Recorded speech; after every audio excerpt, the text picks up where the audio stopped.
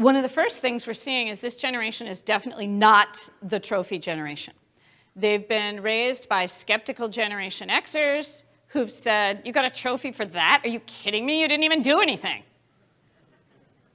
Right? It's a pretty blunt generation of parents coming along with these Gen Zers. My business partner's a classic. He said to his son, Jonah, are you kidding me? You're going to get a trophy for T-ball? They should give me that trophy. I'm the one who had to drive you every week. Gen Zers have been held pretty accountable for what's right, wrong, what's BS, and what's not, and they're a pretty pragmatic generation. When you think about it, during their formative years, they've seen the greatest recession since 1929. They've seen millennials graduate and move on to their careers with staggering amounts of student debt that they're not going to be able to pay back. And they've seen their parents' own struggles because they talk to their parents and they see that it's hard to make a go of it in the workplace. So this is a very realistic generation. It's going to be, just as an aside, it's going to be fascinating to me to see what happens with colleges and universities because millennials are really questioning whether it's worth the money, whether they're getting the result they want, whether their time is being wasted with a 4-year degree, and whether they're really coming out ready to get a good job. And I think some of the universities that have become very bloated, or they lie about their hiring statistics, or they waste people's time, it's not going to play as well with Gen Z. And so we have this realistic, pragmatic generation coming into the workplace. A couple things about them. One is, I would say, look for potential early. If you're out recruiting or kind of trying to look for talent, look early. They are already thinking about it at a very young age.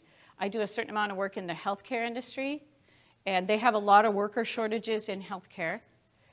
They used to do college recruiting and trade school. Then they moved over the last decade or so to doing high school recruiting, and now they're shifting to doing middle school recruiting because they found that kids have already made those decisions where they're going to opt into healthcare or they're going to opt into the family farm at a pretty young age. So you want to start talking to them early. Can you host a career day? Can you attend career fairs? Can you go be the special lecturer? Can you have an open house at your farm? What are different ways that you can get people thinking about your careers early and young? Because they're thinking about it. When they're in the door, this might be a little scary for some, but it seems to work to give them a high degree of responsibility at a young age. They feel very empowered to teach themselves just about anything. I mean, they can go on YouTube and learn how to take out their own appendix, how to change a tire on a car, and a host of other things that I don't want to know about, but you can learn just about anything on YouTube, and they feel empowered to go learn it. They're also very entrepreneurial. 60% of Gen Z, and this is according to Time magazine on January 1st, 60% of Gen Zers aged 13 to 22 are already doing some kind of freelancing. So freelancers, 13 to 22, 60% of them. So they're already figuring out how to get paid for all the stuff they know how to do. So put them in charge of something cool, let them run with it.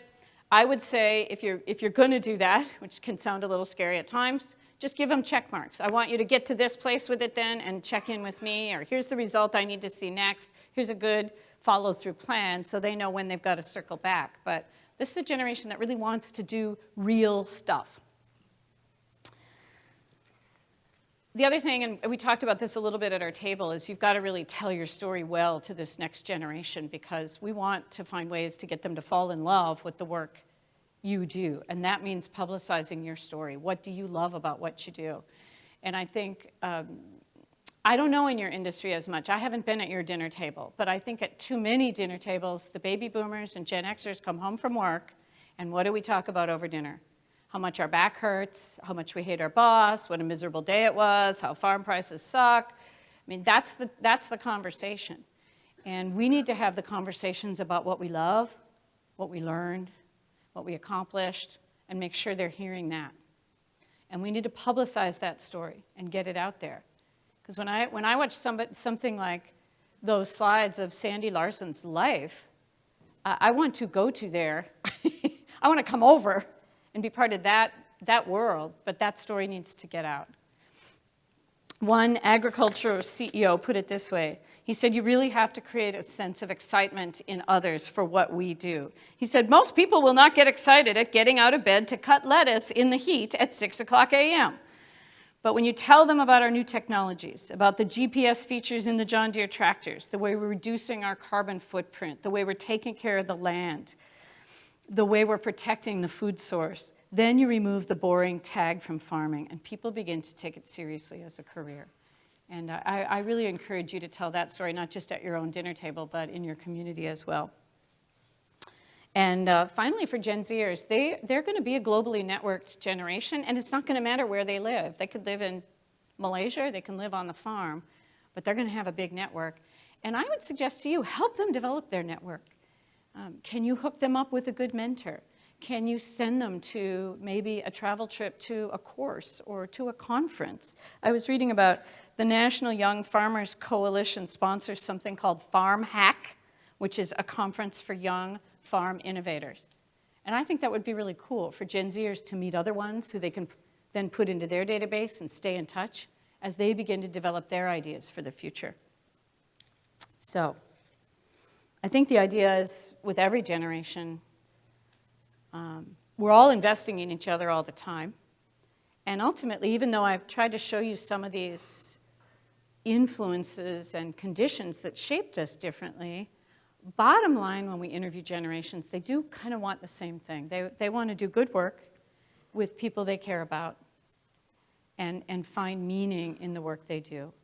And I think we all share that in common. So I invite you to think about what we talked about just today, and the next time you're sitting across from somebody from another generation, just take a deep breath and maybe ask the question,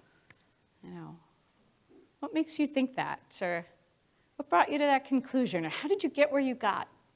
And I mean older asking younger, and younger taking the time to ask older. That's the best thing we can ultimately do for each other. So they asked me to leave